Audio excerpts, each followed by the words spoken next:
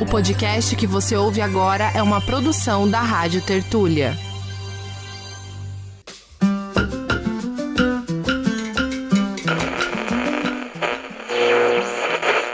A metralhadora giratória de Donald Trump tem, de vez em quando, se voltado para Cuba, viu? Ele disse o seguinte, que terá a honra de tomar a ilha de Fidel Castro. E aí, o presidente cubano Miguel Díaz-Canel declarou que o país está pronto para enfrentar uma eventual agressão militar americana e defender a sua soberania, custe o que custar. Eu preciso te contar que se 2026 não tá sendo um ano fácil para você, imagina para quem vive em Cuba. Mas na verdade mesmo não é só um ano mais difícil. É um daqueles momentos históricos que a gente não fazia nenhuma questão que existisse. Muito menos que a gente acompanhasse ao vivo, não é mesmo? A vida cotidiana em Cuba, claro, é a que sente mais profundamente os impactos disso. É um cotidiano todo atravessado por uma crise que não começou agora, mas que chega em 2026 com força total, liderada por Donald Trump, que, aliás, não faz questão nenhuma de disfarçar suas pretensões. Quando eu converso por WhatsApp com os meus amigos cubanos, eu ouço sempre que os apagões estão mais longos, as noites totalmente no escuro, e como não tem energia suficiente para bombear a água, ela só vem de vez em quando, algumas horas no dia. Fora que a comida estraga na geladeira, tem o transporte que não chega, falta condição mínima para poder trabalhar, afinal não tem energia para nada. Falta petróleo, falta combustível, a internet que só chega algumas horas do dia, inflação subindo à torto e à direito, falta de alimentos, de remédio, de itens básicos hospitalares. Mas eu também ouço que a vida continua. E é verdade. Isso é algo que os cubanos sabem lidar, o que não quer dizer que seja fácil. E eu aqui fico ouvindo tudo isso em plena angústia de como que eu ajudo os cubanos.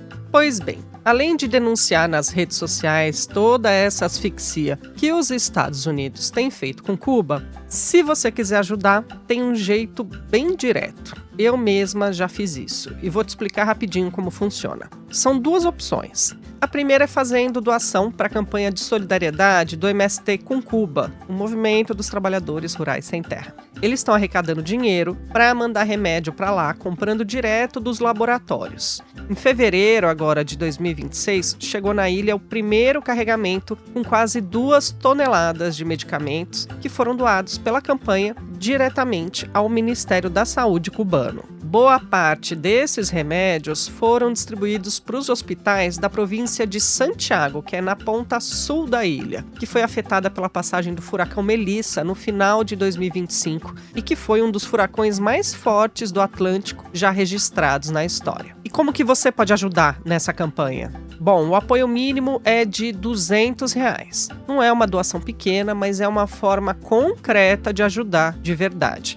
Esse recurso vai para uma conta de um parceiro do MST, que é o Instituto Cultivar, e em seguida esse instituto faz a compra e o envio dos medicamentos via aérea até Cuba. A doação pode ser feita por Pix. Eu deixei os dados todos na descrição desse episódio e também já fiz a minha doação. Tá, mas muita gente me procura querendo saber se tem como ajudar com dinheiro, remédio, comida para alguém específico que conhece de lá. Um amigo, um guia que ajudou, alguém que você fez amizade quando foi passear em Cuba, ou seja, uma pessoa específica ou uma família específica. Aí, a minha resposta é que esses envios de dinheiro por banco não funcionam justamente por causa do bloqueio dos Estados Unidos. O que eu faço é enviar essas coisas por amigos ou amigos de amigos que eu fico sabendo que vão para a ilha. Mas a outra coisa que eu tenho mais usado ultimamente, até porque tá difícil achar pessoas que, assim, que eu tenho contato que estão indo para Cuba agora, justamente porque a situação lá tá mais difícil, o que eu tenho feito é comprar comida e produtos de higiene pessoal, de limpeza,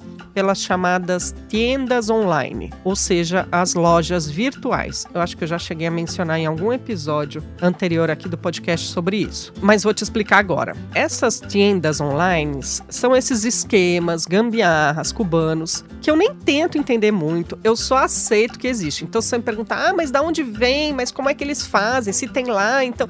Não sei. Eu sei que existe, eu já testei e funciona. Então, esses são tipo mercados cubanos que entregam esses produtos em várias cidades da ilha. É como se fosse um consórcio de vários mercados, não é um mercadão que manda para o país inteiro. Então, você escolhe qual é a cidade que você vai enviar e tem as opções de mercados da região que fazem esse tipo de entrega. Mas tem um detalhe que não é um detalhe. É tudo cobrado em dólar. Ou seja, é tudo muito mais caro, né? Mas é o que tem. Então, dependendo da emergência desse seu amigo em Cuba, é um jeito de ajudar. Eu tenho feito isso quando eu posso, quando eu tenho possibilidade e quando a situação lá tá mais apertada para essas pessoas que eu mantenho mais contato. Eu compro por um link, é um site, que não me pergunte onde está hospedado, não sei. Mas você faz essa compra e você escolhe os produtos, e os produtos, assim, variam muito os preços, então tem que pesquisar, você gasta um tempinho fazendo isso. Porque, por exemplo, se você quiser comprar leite já é super restrito em Cuba, né? E aí, lá nessas tiendas online, 1 litro de leite é $10. Vou repetir, 1 litro de leite é $10. Daria uns R$50 pelo menos, né? Então, eu não tenho como ajudar com leite, enfim, aí eu vou procurando outras coisas, né? Que dá pra ajudar. Por exemplo, uma lata de sardinha sai por R$7. Beleza, dava pra comprar se fosse lá por muito menos, não tô lá, eu tenho que fazer isso, paciência. O shampoo tá tipo uns R$25. Então você paga sabendo que você tá pagando além do que você devia, mas é o que precisa ser feito. E eu uso uma tática, vou confessar, nada legal, mas que ajuda na minha vida. E que foi minha mãe que ensinou. Quando eu preciso gastar com alguma coisa que eu sei que o preço não é justo, ou que eu não acho que eu devia gastar, mas eu preciso, e não tem muito como mudar a situação, finge que foi assaltado. Finge que pegaram esse dinheiro, levaram embora e você não tem o que fazer, né? Então, é isso. Fica essa dica aí pra você também, pra algumas situações da sua vida, e eu uso pra Cuba também, porque, enfim, eu preciso ajudar especificamente algumas famílias lá, e eu faço isso, já testei, entregam direitinho, dependendo do local, leva um pouco mais de tempo, mas deu sempre super certo. Deixei o link que eu uso na descrição do episódio. Importante você pegar o nome completo da pessoa que vai receber, o número do cartão de identidade, além do endereço, é claro. Aí você bota tudo lá, bota os seus dados do cartão e segue a vida. Qualquer dúvida que você tiver, se você for por algum desses caminhos, você pode me mandar mensagem no Instagram do podcast A La Cubana, que o perfil é @podcastalacubana, e se eu puder te ajudar em resolver, eu te ajudo, tá bom? Se você souber de alguém que precisa dessas dicas aí de como ser solidário a Cuba, manda o link do episódio também para essa pessoa. Bom, voltando então à questão política, tem uma coisa que me tira a paz em tudo isso que Cuba está vivendo. É que o bloqueio não começou agora. Ele existe há mais de 60 anos. Mas o que o Trump fez foi apertar ainda mais. E aí eu fico pensando, será que tem saída? O Trump pressionou os bancos, as empresas e diversos países a não fazerem negócios com Cuba. Ele também criou todo tipo de dificuldade para a importação de produtos essenciais para a vida de um país. Por exemplo, combustível e comida, alimento. E não satisfeito, ele quer quebrar as alianças estratégicas de Cuba, que é o que ficou claro no caso da Venezuela, que é o país que mais ajudava economicamente Cuba e que teve o presidente sequestrado e a esposa dele em janeiro, né? Nicolás Maduro e a Cecília Flores. Para além disso tudo, Cuba segue na lista dos Estados Unidos de país promotor do terrorismo, e isso, não sei se você sabe, mas não é uma questão meramente burocrática. Ela tem efeitos práticos. Por exemplo, ela afasta investimento internacional por conta dessa classificação, porque aumenta o risco do capital. Dificulta também a relação diplomática de Cuba com vários países e, claro, prejudica o turismo, que é uma das principais fontes, né, econômicas de Cuba hoje. Mas então, tudo isso não é só política, né? É pressão direta sobre a vida das pessoas, e é isso que eu sempre faço questão de lembrar aqui nesse podcast quando a gente discute política e Cuba. Então, é por isso que no Alá Cubana eu sempre dou um passo atrás. Porque para entender o que está acontecendo em Cuba agora, a gente precisa entender o que Cuba construiu até aqui.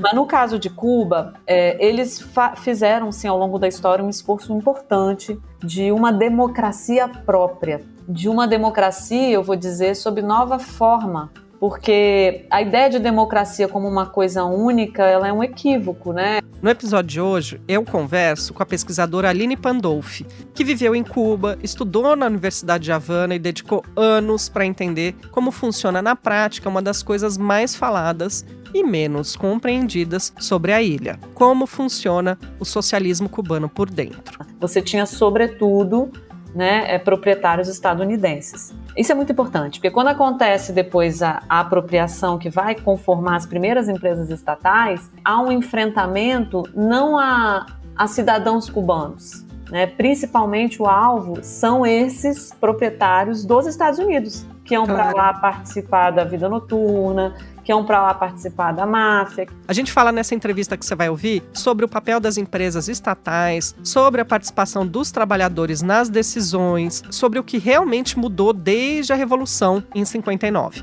E também sobre as contradições, os desafios e os limites desse processo todo.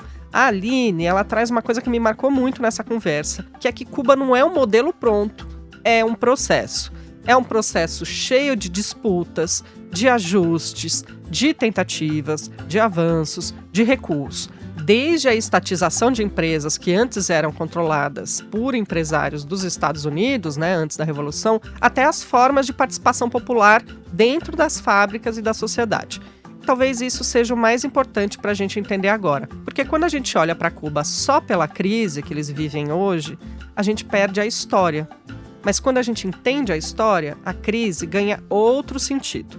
Eu sou Bia Pasqualino e você está no Alá Cubana. Se você é novo nesse podcast, eu sou jornalista, fundadora da Rádio Tertúlia, que é a produtora de podcast do Alá Cubana e fica em São Paulo. Eu sou apaixonada pela história de Cuba e pelo povo cubano, estudo a Revolução e resolvi fazer esse podcast em 2024 sobre a ilha socialista do Caribe. E aqui eu converso com gente que estuda Cuba, já viajou para lá, e aí a gente vai montando melhor o mosaico complexo que é compreender Cuba hoje. Para não perder nenhum episódio, aproveita para clicar em seguir aí no seu tocador de áudio. E se você estiver ouvindo pelo YouTube, que a gente tem um canal lá, aproveita para se inscrever e ativar o sininho para receber um aviso sempre que eu publicar episódio novo. Bora então para a entrevista de hoje. Eu gravei com a Aline Pandolfi em julho de 2025. Então é por isso que você não vai ouvir a análise dela de Cuba hoje, certo?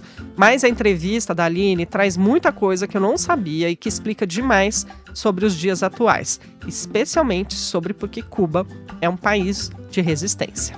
Vamos ouvir. Bem-vinda, Aline, ao podcast Alá Cubana. Muitas graças, Bia. Muito gosto de estar aqui.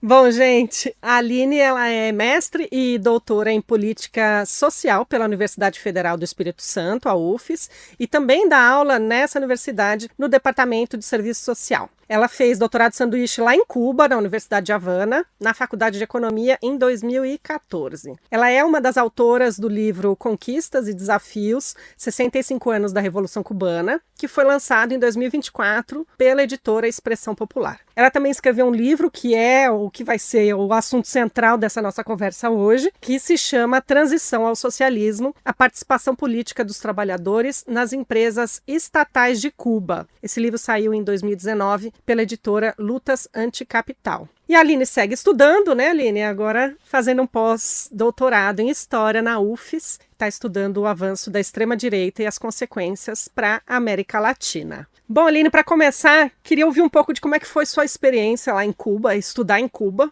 Qual que era a situação do país em 2014 para a gente se localizar e saber se você voltou, enfim, contar um pouco dessa sua experiência pessoal. Isso. Em 2014, eu fazia parte de um projeto de pesquisa internacional aqui do Programa de Pós-Graduação em Política Social da UFES. E a partir desse projeto, a gente teve a oportunidade de ter bolsas de estudo, com período de doutorado sanduíche, na Universidade de Havana, porque haviam 2 professoras integradas a esse projeto. Então, a partir dessa experiência que a gente tem o contato, o primeiro contato com Cuba, com o país, com o povo cubano, né, frequentando a faculdade de economia. Eu fiz questão de estudar na graduação e na pós-graduação. Eu era já estudante de doutorado aqui na UFES, né, mas eu fiz questão de participar das aulas da graduação, porque eu não sou formada em economia, sou formada em serviço social. E como a minha tese entrou muito na esfera da economia, eu achei importante frequentar algumas disciplinas lá que falavam da economia cubana, né? E foi super importante. Deixa eu só te interromper para o pessoal entender. Você foi lá fazer estudar para sua tese, que virou esse livro Transição ao Socialismo, é isso? Isso, exatamente. Aí o livro é um resultado da tese, com alguma revisão, mas muito, muito similar mesmo à produção da tese. Só que a experiência lá é muito interessante, né? Porque aí você tem uma imersão na realidade do país, né? A gente teve que lidar com duas moedas, né, com os comentários dos estudantes da graduação que pouco entendem das contradições que existem aqui no Brasil e no capitalismo, alguns deles muito jovens. Então, assim, foi bem interessante, a gente conseguiu ter uma experiência muito interessante nessa vivência lá. O acesso também, acho que uma coisa que é interessante dizer, é o acesso à vida cultural e artística, né? A gente consegue ver essa diferença. Tem uma colega que fala assim, é interessante, em Cuba, em cada esquina tem um cinema, um teatro. E no Brasil, em cada esquina tem uma farmácia. A gente faz essa diferença, né? Cada Hoje tem Oxxo, né? Exatamente. Você mora no Espírito Santo, né? É em Vitória que você mora? É, Vitória. Não sei como é que tá aí, mas aqui em São Paulo só tem Oxxo a cada esquina. Já são outras, mas é isso, né? Representa muito do que o país prioriza, do que o país necessita, né? Do que o seu povo necessita. Então, acho que mostra essa diferença aí. Então, Aline, para começar a nossa conversa propriamente dita sobre isso que você estudou em Cuba, uma das coisas que me chamaram a atenção foi essa questão de que quando a gente pensa em empresa estatal em Cuba, normalmente, aí eu estou me colocando no senso comum, a gente pensa em empresa socialista. No seu livro você fala bastante disso, queria que você explicasse se isso é equivalente e como é que se aplica no caso cubano. Isso. Então, a gente tem empresas estatais em sociedades capitalistas, né? Então, quando a gente pensa em empresa estatal, não é sinônimo de socialismo, né? Tem que fazer essa diferença. No caso da experiência cubana, a gente tem uma sociedade num processo de transição socialista, que a gente vai entender por essa perspectiva. Por quê? Porque faz uma revolução, né?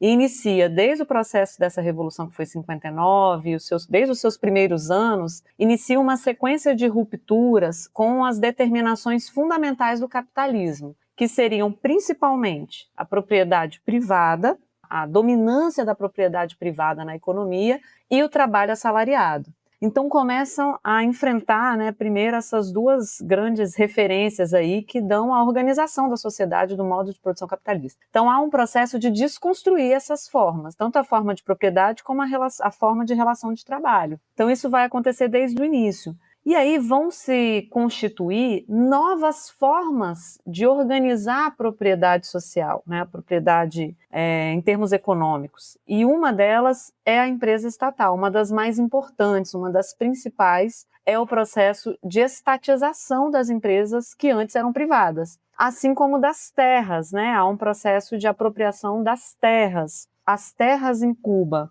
quando acontece a Revolução, há alguns dados, né? O Tirso Sainz vai trazer esse dado no livro dele, sobre o ministro Che Guevara, a experiência dele, né, trabalhando com o Che Guevara. O próprio Fidel, né, na História Me Absolverá, vai trazer esse dado também. Então, a gente tem mais ou menos metade do território, metade da ilha de Cuba, mais ou menos a metade, né, apropriada por empresários ou, né, proprietários de terra dos Estados Unidos. Então, são empresários que não são cubanos. Então, a passagem desse período aí, né, da colônia, quando era uma colônia espanhola, o período de colonização, a passagem para uma primeira formação de relações capitalistas, ainda muito incipientes, ela se dá mantendo uma dominância, uma hegemonia dos Estados Unidos sobre a ilha. Isso é muito importante, né, porque vai marcar de maneira relevante esse processo revolucionário. E tem a ver com o processo de estatização que acontece depois, que é a sua pergunta. Porque você tem como marcos antecedentes aí dessa revolução, o fato de quem dominava, né, em termos de ser os dominadores, né, em termos de relações de trabalho, em termos de donos dos territórios,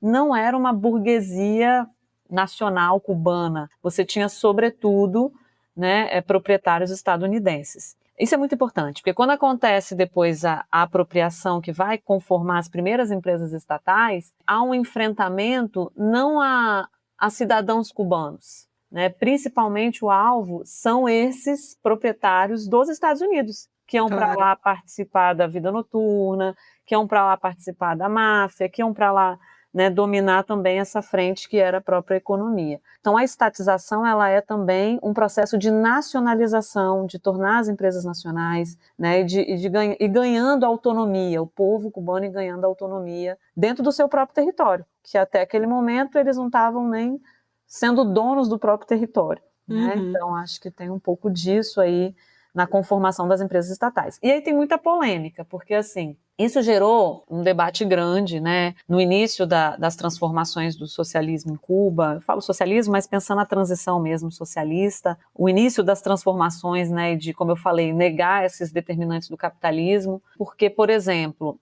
havia um debate em torno de quais são essas formas de propriedade do socialismo. Quais são? Como é que são? Não é a propriedade privada. Então a gente vai eliminar a propriedade privada? Isso dá para ser feito como? Né? E aí eu acho muito interessante porque às vezes a gente tem até partidos e grupos, né, de perspectiva revolucionária que da maneira como fazem a defesa de uma outra sociedade parece tudo muito mecânico, muito fácil, muito rápido. A gente vai tomar os meios de produção. Decreto. E não é tão simples, né? É um processo longo, de muita disputa, de resistência, né? A gente sabe disso, mas principalmente tem essas polêmicas que ao longo das várias experiências de transição e de construção do socialismo, foram polêmicas concretas, né? Olha, vai ser assim como a gente vai fazer funcionar, mas também teóricas, né? Os intelectuais começaram também a pensar como vai ser, né? O que é menos contraditório? Que contradições novas são essas que estão vindo? Então, vai um pouco por aí. E aí se pensa muito, né? Acho que um consenso que tem um pouco nesse debate são as cooperativas, né, como um mecanismo importante, uma forma de propriedade importante da transição socialista, e as empresas estatais, porque são formas que dão mais acesso, um pouco mais de acesso à população, né? E a população participa mais efetivamente da produção e do acesso a essa produção, né? Se tornam de fato proprietárias desses meios de produção e dos seus resultados. Então é um pouco isso que tem aí no debate das formas de propriedade do socialismo. E hoje, enfim, ainda tem, né, as cooperativas, tem as empresas estatais, essa abertura para as pessoas, para o mercado privado, né, para os cubanos abrirem o mercado também se acopla a essa economia agora mais recentemente. São essas três formas, basicamente, que existem? Exatamente, isso que passa a acontecer mais recentemente. O que está acontecendo de alguns anos para cá, isso começa a se expandir, principalmente no período especial. Mas a forma de propriedade privada, ela não foi totalmente eliminada. Salvo um ou outro momento da história que se conseguiu, ela passa a ser mais dominada, mas ela não é eliminada. Então, você tem desde sempre na história da Revolução alguma outra iniciativa que permanece no campo privado, em alguns momentos muito pouco. A partir do período especial, da década de 90, com a crise do período especial, com a derrocada da União Soviética, né, uma série de dificuldades que o país começa a enfrentar, uma crise extrema, falta de alimentos, né, imigração intensa, as pessoas saindo pelo Malecón, né, um processo muito forte e até bem acompanhado mediaticamente, muito difundido pela mídia de oposição também, né, à própria Revolução. Mas esse processo, ele vai acontecendo, né? Vai acontecendo toda essa disputa a partir da crise, e com o contexto de crise, a gente tem esse movimento de alterar de novo as formas de propriedade, de começar, mantém-se todas elas, mas começa a haver uma prioridade para a iniciativa privada, uma abertura um pouco maior, vou dizer assim, uma abertura um pouco maior, sobretudo para o campo do turismo, onde se começa a fazer parcerias com as grandes redes hoteleiras para fazer o processo de de exploração do turismo mesmo, né? A entrada de turistas gera a entrada de divisa, né? O dólar gera a entrada de moeda estrangeira, moeda que é importante para o país negociar a nível internacional o que precisa comprar, né? Então, é uma questão muito básica da economia. E desde 61 a gente tem um bloqueio. Então tem que entender tudo na sua totalidade, porque senão a gente fica assim, por que Cuba abriu para o turismo? Por que Cuba tem hotéis espanhóis e uma rede hoteleira? Né? Tem muitas contradições nisso. Né? E o país, e eu tenho certeza, desde o Fidel, sabe disso. Né? Claro. O Fidel conduziu esse processo, sabe que tinha muitas contradições, mas não via muitas alternativas, né? Então a entrada de divisas no país, ela se deu historicamente muito pela via do envio de serviços médicos, né, para outros países, igual o programa Mais Médico que a gente teve aqui, né, gerou tanta polêmica, mas é um pouco essa forma de entrada de divisas no país. Uhum. Por isso os médicos não ganham um salário todo, né, que o pessoal fica perguntando. Foi um escândalo, né? Não é um escândalo, é uma lógica social de funcionar completamente diferente da nossa, e a gente tem muita dificuldade de entender, porque a nossa cabeça só funciona pela lógica da relação salarial capitalista, e lá a lógica não é essa, né? Tentou-se manter, até então, tentam manter, né, uma estrutura diferente, e aí o médico ele vem para receber a quantidade que ele vai sobreviver aqui, dentro das condições do país, naquele momento, lá atrás, né, tinha condição, que era mais ou menos 2014, período que eu estava em Cuba, inclusive, consegue se manter aqui, mas é a forma de entrar divisa para o serviço cubano de saúde, educação, tudo está funcionando, né, para toda a sua população. Uma das maiores entradas era a exportação de serviços médicos. Então, Cuba não vende grandes matérias-primas, né, não tem como extrair, nem vender, exportar contingente grande de matéria-prima. Então, assim, o país tem a frente dos serviços e a entrada de divisa via turismo, foi uma grande, né, estratégia para enfrentar o período especial. Nesse período, então, também tem uma modificação, de novo, aí, uma alteração nessas formas de propriedade, com o intuito sempre, né? Eles colocam muito assim os documentos do governo, né, o discurso, vai trazer com o intuito sempre de manter os logros, né? Os saldos positivos, os avanços que a Revolução conseguiu trazer ao longo dos seus agora mais de 65 anos. Uhum. E esse é o desafio, conseguir flexibilizar algumas coisas, mas manter, né, os seus avanços, manter o saldo social que essa revolução traz, né? Eu queria voltar um pouquinho na questão da nacionalização, da reforma agrária que você já falou, porque muita gente pensa que quando entra os revolucionários pós-59, eles tomaram as terras, tomaram tudo, né? E falaram agora sob nova direção. Então eu queria entender uma coisa que você fala, inclusive no livro, teve pagamento e compensação ou eles só se apropriavam das empresas e das terras e boa sorte para quem, enfim, para os antigos proprietários? Foi um processo de desapropriação também, né? Assim, muitos da sociedade cubana, a gente estava falando dos estadunidenses que tinham propriedade em Cuba. Acho que isso é importante voltar, isso, né? Tem uma ruptura aí que é com esses estrangeiros. Inclusive, isso foi muito importante para a vitória da Revolução, porque eles se davam conta, né? Os cubanos, que eram trabalhadores muito do campo, digamos assim, gerações de ex-escravizados, inclusive uma população negra, né, que estava ali também, pós-processo de escravização. Então você tem toda uma geração de trabalhadores que estão vendendo a força de trabalho no momento pré-revolucionário, estou falando da década de 40, 50. Né? Então você tem trabalhadores que vendem a força de trabalho no campo para a produção de açúcar, ainda era quase uma produção de monocultivo de açúcar, e que trabalhava e tinha trabalho 4 meses no ano, em média. Né? Esses são dados que os textos aí vão trazer. E aí tinham trabalho e o resto do ano não tinham trabalho. Situação de miséria, sem acesso à educação, sem acesso à saúde. Então você tinha um cenário que essa população viu assim, peraí, as nossas terras não são nossas. E aí apoiam o processo revolucionário e apoiam esse movimento de primeiro retirar esses estrangeiros. Mas havia também proprietários cubanos, eram em menor quantidade, mas haviam também. Muitas dessas famílias que já estavam melhor alocadas, né, em relação de já de um processo de urbanização inicial, de algum nível de desigualdade, digamos aí uma classe média alta, muitas dessas famílias vão emigrar, já saem, né? Tem um incentivo já dos Estados Unidos desde os primeiros anos, um incentivo migratório. Os cubanos eram os únicos povos aí do mundo a chegar naquele momento, era o povo que os Estados Unidos recebia de braços abertos. Não tinha problema para entrar nos Estados Unidos, não tinha problema de imigração, era incentivado a entrar, né? E criou-se toda uma comunidade de cubanos em Miami a partir disso. Então é isso que está acontecendo aí. Então o processo foi também um processo de desapropriação, tá? Mas isso era dialogado. Por exemplo, o livro do Tirso Sáenz é muito interessante, que ele traz alguns exemplos bem concretos. Ele traz o exemplo de 2 irmãos, dono de uma fábrica, e nessa fábrica, né, eles chegam para fazer o processo, a sociedade está se transformando, existe um processo evolucionário em curso, e nós vamos nos apropriar da sua fábrica. A sua fábrica ela vai se tornar uma fábrica estatal.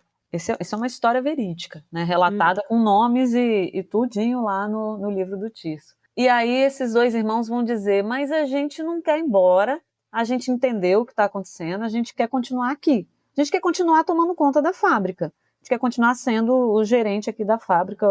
Né? A gente não vai ser o dono, não vai ter o lucro, a gente entendeu, mas a gente quer continuar. Podemos? Sim. Então os caras continuaram. Né? Por exemplo, na fábrica, só que não era mais uma propriedade privada. Ela passa, né, as grandes, principalmente a gente chama dos meios de produção fundamentais, né, que vão produzir os bens fundamentais, aí eles se tornam estatais. Mas a maior parte disso, como eu falei, era estadunidense. Por exemplo, os Estados Unidos eram donos da rede de rádio, TV, do serviço de elétrica, de eletricidade, enfim, de vários serviços fundamentais da sociedade, eles que dominavam, telefonia, telégrafo, né, da época. Então, assim, isso era tudo de propriedade estadunidense. O rum, né, a fábrica de rum, que hoje é a Havana Club, passa por isso, né, passa por esse processo. Hoje está lá disponível a visitação, inclusive no centro de Havana tem um dos prédios lá, né. Eu acho que é isso, eles vão fazendo esse processo de várias formas. Acho que além dessa questão das empresas,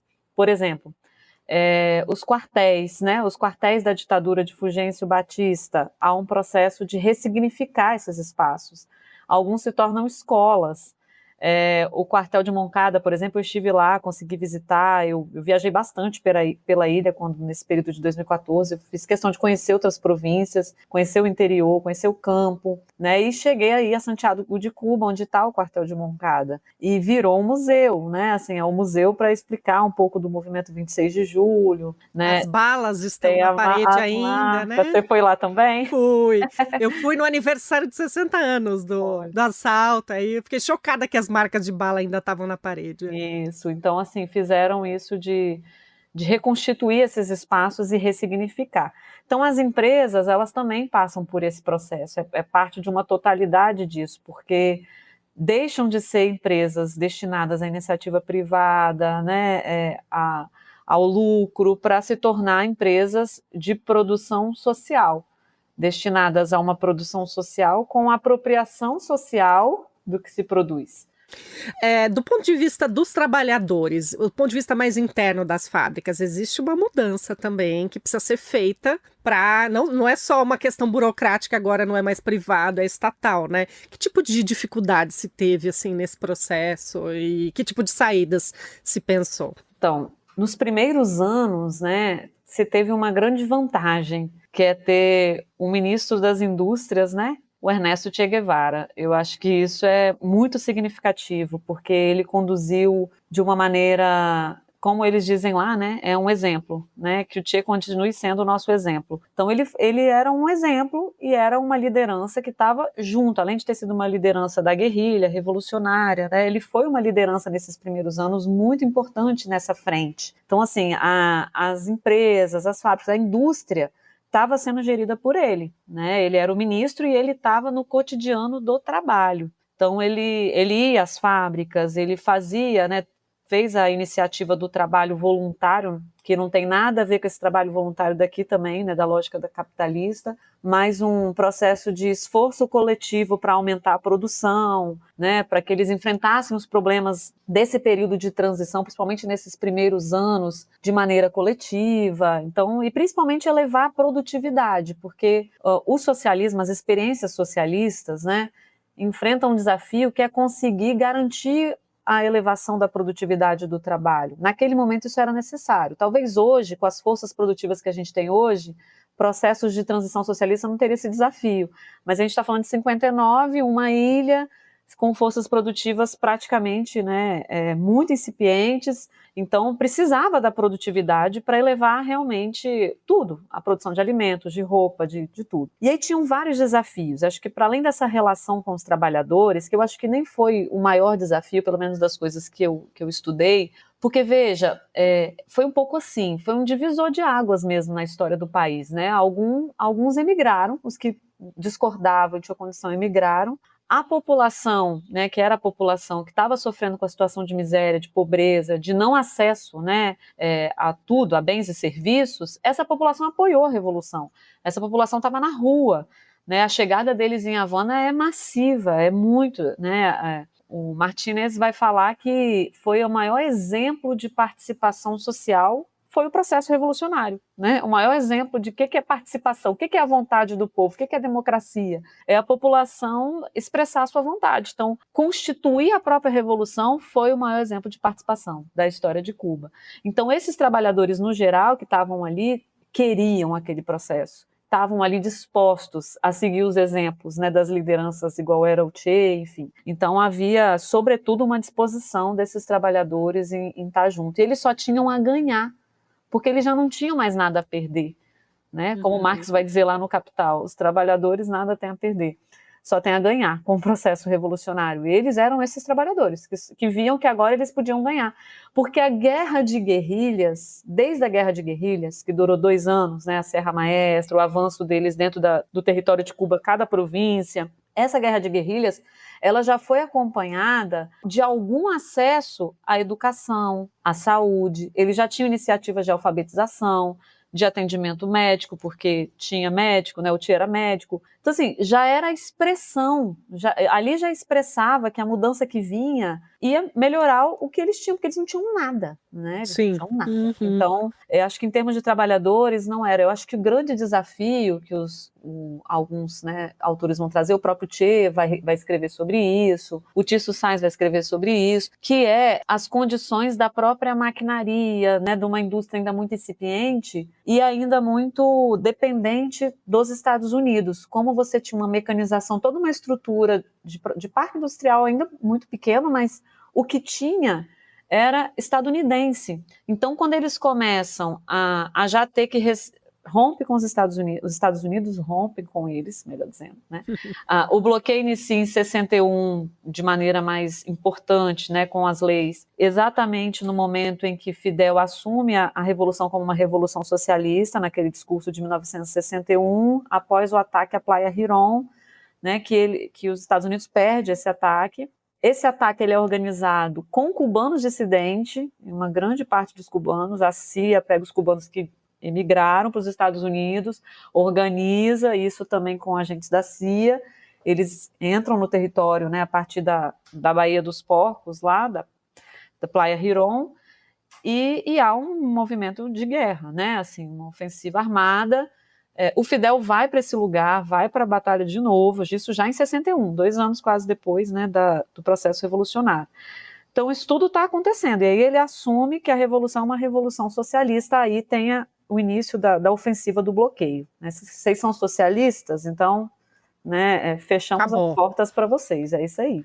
E aí começa uma relação com a União Soviética. Aí nasce uma relação, e acho que esse discurso público, né, as pessoas vão analisar aí, alguns teóricos, que já foi no sentido de apoio mesmo, de pedir o apoio da União Soviética. E aí vem o apoio. Só que quando vem o apoio para a parte das empresas, do processo industrial, você tem diferenças importantes na estrutura mesmo da maquinaria. Por exemplo, não se conseguia refinar o petróleo da União Soviética na maquinaria que era dos Estados Unidos. Então, coisas concretas que você não consegue. A produção, por exemplo, de tudo, como dizer eles, né, os cremes de cabelo.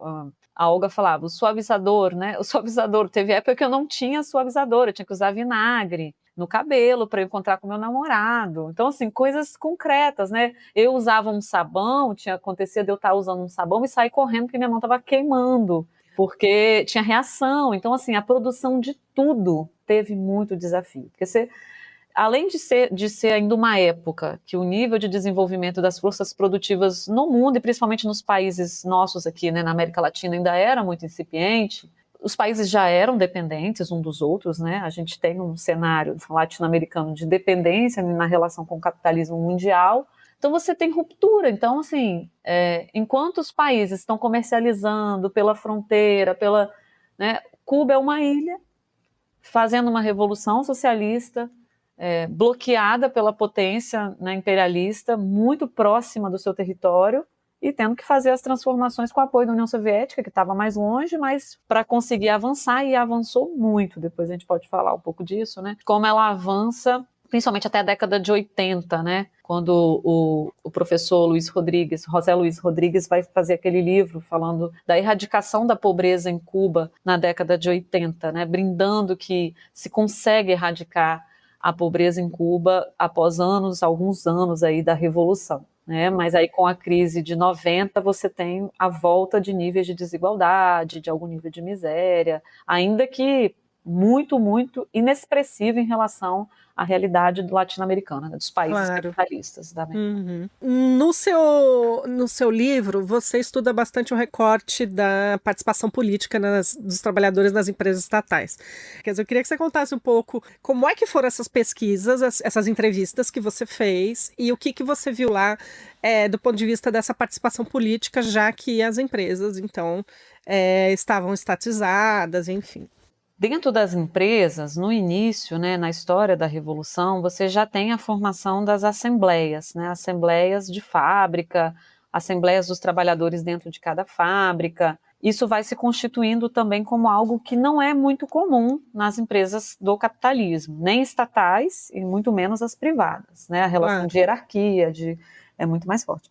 Então, em Cuba, já inicia um processo de tentar fazer essas assembleias, a tomada coletiva de decisões, mas tem uma direção, né? O Partido Comunista Cubano parte do princípio, fundamento do marxismo-leninismo. Então, é um centralismo democrático, né? A lógica da condução da sociedade. Obviamente, quando fala assim, o que é centralismo democrático? Hoje a gente tem no Brasil mais de um partido que se diz centralismo democrático, cada um funciona de um jeito. Se você for olhar, você vai falar, eu acho que nenhum desses é centralista democrático, lendo pelos textos do Lenin. Então, assim, as interpretações, né, que se faz, elas são diversas, e a forma que assume mesmo em cada lugar, a depender dos sujeitos, né, no caso, depender do país, também tem a sua diferença. Mas no caso de Cuba, eles fizeram, sim, ao longo da história, um esforço importante de uma democracia própria, de uma democracia, eu vou dizer, sob nova forma, porque a ideia de democracia como uma coisa única, ela é um equívoco, né? Eu parto de um princípio de análise que ela tem forma e conteúdo. Se o conteúdo é pensar que é a decisão do povo que domina, né? O povo no poder, democracia é isso, a democracia ela vai assumir forma numa sociedade capitalista, ela vai assumir outra em sociedades a partir de outra base econômica. Então, no socialismo, a experiência de transição socialista, essa forma democrática também vai se desenhar, né? Que pode ser democrática ou não. No caso de Cuba, há um esforço pela participação popular, se criam mecanismos para isso, sabe? Isso é muito importante. Não dá para dizer que é uma ditadura, né? Não dá para dizer isso. Quem fala isso não conhece a história de Cuba nem a sua experiência com participação, porque ao longo da história se difundiu formas, né? E isso vai mudando, tá, Bia? Isso é importante também. Tudo numa experiência, a sociedade ela já muda normalmente, ela é um movimento cheio de contradições, mas numa experiência de transição, isso é muito mais evidente, porque é muito rápida, as mudanças elas têm que acontecer muito rápida, os recuos, né? Então, assim, é sempre um processo assim. Então, falando num geral do que eu vi, Né? Primeiro, assim, dizer que eu não entrevistei as pessoas, eu trabalhei com dados secundários de pesquisadores cubanos, eu tive dificuldade para acessar dados, para fazer entrevista, não foi permitido no primeiro momento, eles têm muita ressalva com a segurança, com estrangeiros, inclusive pesquisadores próximos, como eu falei, eu estava dentro de um grupo de pesquisa onde tinha professoras cubanas, né? Uma delas ligou na minha frente, assim, para tentar, mas a gente não conseguiu, né? E eu entendi, porque eu acho que, né, parte deles terem conseguido preservar essa revolução é os mecanismos de segurança que eles criaram. Uhum. Então, a gente não conseguiu entrevistar, mas eu consegui, a partir de dados secundários, ver que eles estavam passando naquele momento por um processo de tentar ampliar a democracia dentro, né, a participação, o poder de decisão dentro das próprias empresas estatais, voltando com essas formas de assembleia, né, de debate coletivo, de decisão coletiva dentro da fábrica, mas isso nunca deixou de acontecer. E aí isso se tem uma unidade nisso, assim, porque, por exemplo, se a gente pensa as transformações iguais foram os documentos que se aprovou em 2011, os lineamentos da política econômica e social, que foi uma mudança importante, pensando mudanças nas formas de propriedade, ampliando, por exemplo, o trabalho por conta própria, outras frentes aí que passam a surgir. Esse documento, através da Assembleia Popular, dos comitês de defesa da revolução, né, que são outros instrumentos aí de participação, esse documento ele vai transitar pela sociedade como um todo. Vai ser debatido no bairro, pelos comitês de defesa da revolução, vai ser debatido nas fábricas, vai ser debatido na universidade, vai para a Assembleia Popular, onde as pessoas vão não só falar o que pensam e podem falar o que pensam, mas será incluído propostas que vêm dessas assembleias. O documento, até pouco tempo, pelo menos quando eu pesquisei para a tese, estava público nas redes, o documento com todas as propostas que vieram nas várias assembleias populares. Sendo que Cuba é uma ilha, assim, pequena, né, em relação à nossa... Por exemplo, a população cubana é do tamanho da população da cidade de São Paulo, mais ou menos, né? Então, é bem possível desse processo acontecer e fazem questão que aconteça. Então, vinha funcionando muito dessa forma, no sentido de conseguir fazer o debate de tudo. E a fábrica é parte disso. A fábrica, as indústrias, elas são parte dessas, né, instituições que estão debatendo todas as mudanças que a sociedade está passando. Eu fiquei muito encantada com esse processo lá, porque eu também cheguei lá sem saber, pensando, é partido único, então não tem um processo democrático, né? Essa falsa ideia de que sendo um partido único não tem democracia. E não é isso, né? Tem restrições, tem contradições, volto a dizer, né? Poderia ter mais de um partido de trabalhadores? Talvez, né? Talvez, mas é o que eles conseguiram constituir e organizar na história revolucionária deles, né? E tem seus problemas, enfrentam seus desafios por isso, mas não dá para dizer que não é democracia, que é uma ditadura. Aí eu acho um equívoco enorme, porque eu vi lá mais democracia do que eu vejo aqui, com certeza, entendeu? Eu também. Com certeza, pelo menos até o momento, né? Exato. Então, assim, Cuba é uma experiência incrível, exitosa, está passando por muitos desafios, precisa da aliança internacional para conseguir recuperar, né, suas condições materiais, não vai conseguir fazer isso sozinho, eu imagino, com mudanças internas somente. Exige o nosso apoio, e o futuro de Cuba não é só sobre o futuro de Cuba, né? É o futuro da humanidade, é o que vai ser daqui em diante. Que chances nós temos para a humanidade dentro dos marcos do capitalismo, né? Para alguns vai continuar ótimo, como está. Por 1% que concentra 50% da riqueza, vai estar tudo bem, eles vão dar um jeito de sobreviver. Mas e os outros 40%, 50% que está dividindo 1% da riqueza mundial? É aí que está, né, a nossa chance de olhar para essa experiência e nos animarmos, né, em voltar e acreditar em processos revolucionários e na necessidade de superar as contradições do capital, né? É isso, compartilho muito desse seu sentimento. E como é de praxe, Aline, no final do podcast, eu sempre peço uma indicação de algum livro, algum filme, alguma música sobre Cuba, para os ouvintes, depois daqui, se quiserem continuar essa viagem latino-americana, irem atrás. Eu deixo o link na descrição do episódio. Você tem algum artista, alguma coisa que você fala, eu gosto disso e vou recomendar para os ouvintes? Posso. Acho que o livro, né, eu mencionei algumas vezes, tem vários, mas eu acho que o do Tirso Sainz é um livro bem interessante, porque ele traz um pouco dessa experiência do Che no início ali do Ministério das Indústrias. Qual é o nome do livro mesmo? Ministro Che Guevara, Memórias de um Colaborador, algo assim. Tá. E o outro, acho que é a música que fala Comandante Che Guevara, uma música linda, acho que vale a pena você colocar, divulgar. É uma música que me marcou muito lá também. Eu ouvi de frente lá para a Serra Maestra, estava visitando lá os lugares. Foi muito forte, muito, muito bonito. Imagino.